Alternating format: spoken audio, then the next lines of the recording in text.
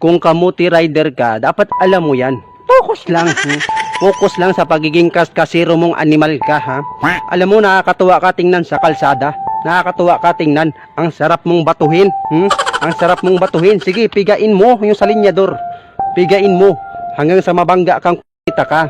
Hanggang sa magkahiwa-hiwalay ang mga buto mo. Matanggal yung mga bagang mo. Total feeling mo, ikaw naman yung gumawa ng kalsada, di ba?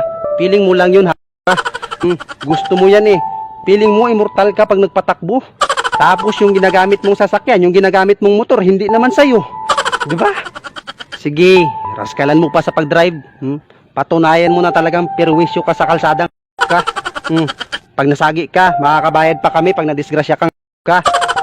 Dapat sana doon ka dumaan sa gubat. Para bunggo mo na lang sa kahoy. Para wala ka nang maperwisyong ka, di ba?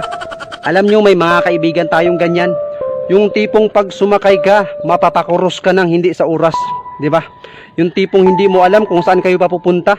Hindi mo alam kung saan kanya ihahatid. Sa impyerno ba o sa langit?